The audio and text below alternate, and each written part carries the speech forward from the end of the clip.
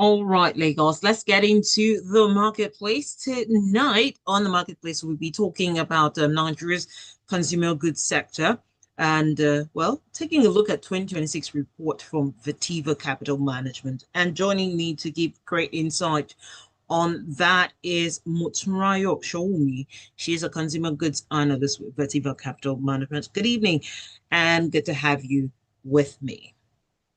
Good evening. Thanks for having me. All right. Happy New So Year. thank you. Thank you so much. Let's start off by talking about the report. So Okay. I know one thing I've seen about the report is it seems like consumer goods is improving. But can you share insights on that? Okay, so just like you said, for the consumer goods sector, 2026 is set to be a year where we see improving conditions. Why would that happen? Because this sector is majorly driven by three macroeconomic variables, which are inflation, FX, and energy prices. And so far we've seen inflation moderate with the current print for December being about 15.15. But even moving into 2026, if you look at the outlook that CBN brought out for 2026, we saw all these variables are positive. For Naira, they project about 1,400, showing stability in the FX market. Also for inflation, their prediction was they have an inflation target of about 16.50 with an average inflation rate of about 12%. And showing all these variables, this means that this would translate into the consumer goods firm. Why? With inflation being moderated, we tend to see that these firms are able to see some relief in terms of cost pressures, which feeds into improved margins.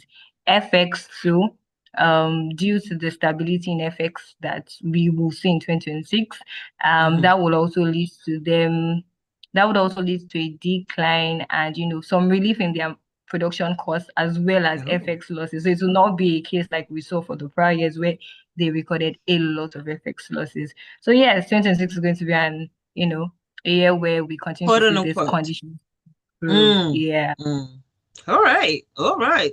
Now let's talk about something that I wouldn't like to say all Nigerians, but most Nigerians have sort of been affected with, which has to do with shrinkflation.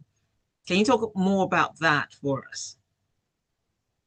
Okay, all right. Yeah. So shrinkflation, just in simple terms, it's basically a pricing tactic, where companies usually reduce the size or the quantity or quality of a product. However, they keep the price the same. So that's what it means basically. The price is the same because of how price sensitive consumers can be, but in terms of the quality, size, or quantity, it tends to reduce. So that's what shrinkflation is basically. So do you think that shrinkflation will play a major role in 2026 in the consumer goods market?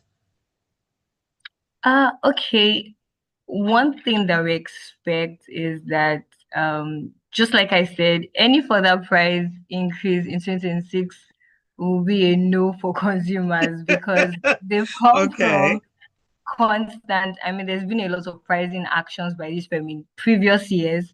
If you go to the market now, a lot of prices are not what you would have gotten them, year before. So exactly. So any further price increase is going to cause um a negative reaction whereby consumers will most likely not even, go for those products.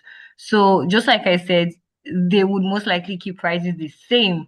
And so, of course, if prices are the same, we expect that, in terms of the quality, especially, right, or the size, there might be a bit of, decline in that, right? However, we don't expect this to be as we saw in previous years. Why? Because in terms of the macroeconomic variables is better, right? So we still see that in terms of cost pressure, they're still able to manage their cost pressures given the inflation. We expect it to further moderate. So we don't expect them to, do a lot of shrinkflation like we might have seen before. But the tendency, Previously. we might see, yeah. Thank There's you. still going to be small pockets of that here and there, but nothing major that will make us run and possibly not even patronize some consumer goods, if you know what I mean. Now talking about consumer goods and how it really is, how would you, um, you know, one thing I'm focusing on, or I want to touch on this time, is the disposable income. Hmm. So I saw a post yesterday that talked about how someone was comparing the same things on his list, and in 2020, I know 2020 is a while for certain Yeah. people, they'll be like, you can't compare what happened in 2020 with 2026. Well, he went to the same supermarket, bought the same items, and the disparity was a lot. And it makes me wonder, okay, so now that consumers are having to buy the same things, what's it going to be like in 2026? Are we going to start boycotting certain things, cutting down, or do you think, oh, okay, like you said, shrinkflation will keep, coming up. We'll just be buying things less quality than Mm. we usually would just to meet up. Okay, so for that, disposable income, just for the sake of those that might not understand, it's the income left after tax is taken out. Basically, what you use to get Survive, quote survive unquote. exactly. Right, so the truth about it is that, I mean, if we're honest with ourselves, I think especially Nigerians, we always tend to adjust. That's the truth. Uh, you know, sad but the reality. And especially because for the consumer goods sector, they are essential goods that are used for day-to-day living. Okay. So regardless of whatever may happen, consumers will still need these goods, Okay. right? So we will still see them buy these goods and purchase it, right? Because it's needed Mm. for their day-to-day living. And Okay. but also, um, although we've seen inflation moderate, and I think that's another good thing because we've seen inflation moderate, and there has been a bit of uptick in consumer demand. Although the Mhm. reality is that the inflation figures does not is not showing the reality of the increase in purchasing power. It's not at the same rate at all, but Mm. there's been a bit of uptick, right? So what we expect is that majorly consumers will actually still adjust and purchase. But the only issue we might have is that most times, most consumers now, they are very price sensitive rather than quality, and that's the truth. So there's if I can get this at an affordable rate and it's doing the same Right. job and it's not harming my health in any way, I'd rather go for that. So there will still be that, fight Comparison. between affordability and loyalty. But yes, we'll still see consumers purchase these goods, especially the essential goods. Well, that I can agree with you. At least I've seen certain people avoid buying certain kinds of milk. They've now gone for a certain type just because they can't afford Yeah. that one again. Diaper, cereal, a lot of things that they would naturally just go off, pick from the shelf and put into their cart. Now they're like, is the math adding? Is it making Consumer, sense? It's my consumer pockets. firms have actually been also very wise in that aspect because just like you said, they are now producing smaller sizes Right, that right, are right. able to cater for those set of people that would not be able to buy the normal. And of course that's also a way because even if you buy a smaller size and it finishes this week, you also go next week to get another one. Next week to get another one. Exactly. So they've just been smart to know how consumers' behavior is evolving and adjusting to that. Okay. Now let's talk about tax laws. This one, certain people are still trying to figure out what it means for them, how they will pay their taxes and all that. But do you think that this law will, the new tax law will, it's not I don't know if I would say it's new tax law per se, but the law has been there. This tax laws have been there. It's just, Yeah. let me just say, revamped laws. Okay. Do you think that they will have an impact on consumer goods over time? Um, okay, so for that, I'll start by saying that overall, the corporate income tax is still the same, right? However, when it has to do with, effective tax rate, that is like the normal corporate tax and Mm-hmm. some additional taxes. For example, we could have like there's a proposition of an FBO levy, basically free on board levy, which manufacturers had to pay. Okay. There's a proposition to increase it. And by the time you add all those other taxes and all those other levies, overall, Mm-hmm. that results in a higher effective tax rate for these companies, right? Okay. And while we might see that happen based on if, some of the additional proposed levies are approved because they were suspended due to a lot of controversies that happened and a lot of people, first Didn't attention. understand it.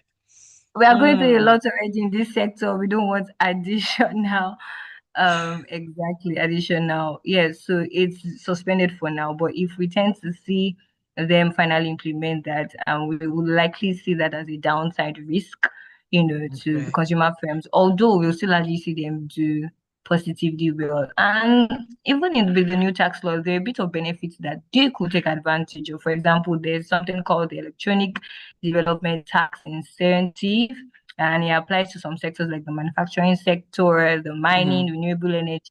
And basically, what it is that qualifies any manufacturer. A manufacturer can claim about a 5% annual tax credit on any eligible capital expenditure for up to 5 years. Yeah, so that's a good Okay. one that they could also Mm. take that. These are like the pros to it. They could take advantage of this, the research and development deduction, deducting about 5% of the turnover spent on research and development, and some other tax that they could take advantage of. But overall, I think it's a mixture of pros and cons, you know, given the new tax law. But for it to have a very huge Impact. um impact on the sector, Mm. I don't really think it It will will be be so that huge. steep. Yeah, All steep. right. Let me take this message from Gilbert Musa, who's investor. Good evening, Gilbert. Gilbert says, despite inflation figures set to moderate, it does not apply to raw materials used by manufacturers. And here's his reason. It says the price of household goods like laundry materials have skyrocketed by over 300% since 2024 till date. Hmm. Okay, thank you so much for your summation there, Gilbert Musa.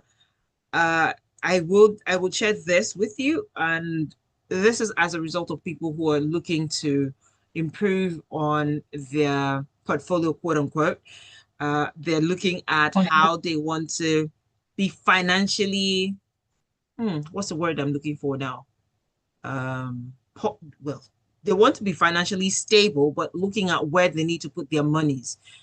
So, what kind of due diligence does any person listening now or any consumer who needs to get into the stock market looking to before buying or looking to before applying to get stocks from a consumer goods firm? All right.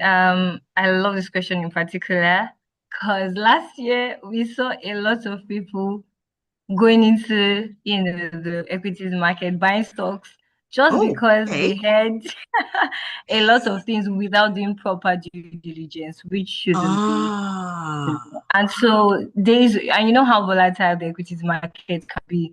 So days when it's red, like I thought you told me to put my money here. What's going on?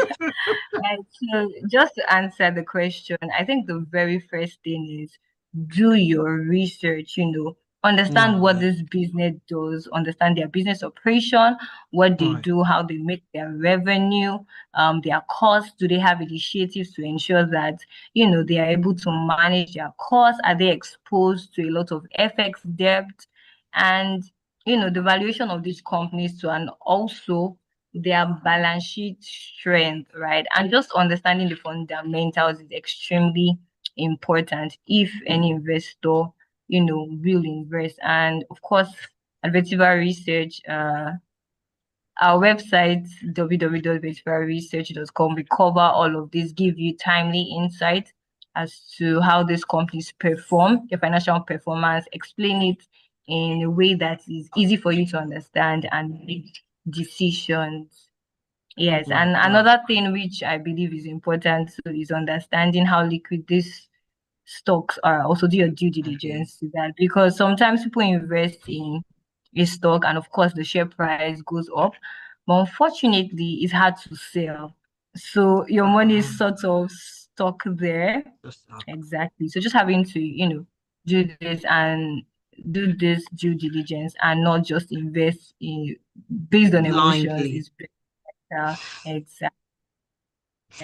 All right. Thank you so much for all that insight. It's been an interesting one. Thank you, Motunrayo, for giving us this insight. And I'm sure Lagos has learned a thing or two. Time flies when you're having great conversation.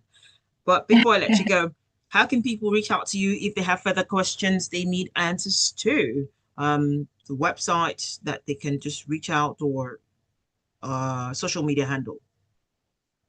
All right, all right. Yes, so with, for the research to access our reports covering macro, capital markets, consumer goods, banking, and other sectors, www.vetivaresearch.com, www.vetivaresearch.com, and we are online so on Instagram, LinkedIn, Vetiva online on Instagram. So you could just follow up there and you definitely get updates on what's happening around the capital market.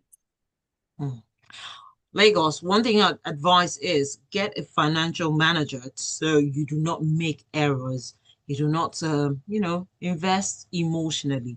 You have the right people to put you up in the right space. That's so much we can take today on Marketplace. Thank you so much for your time. But on the other side, there's still much more to come along. The mobile muscle.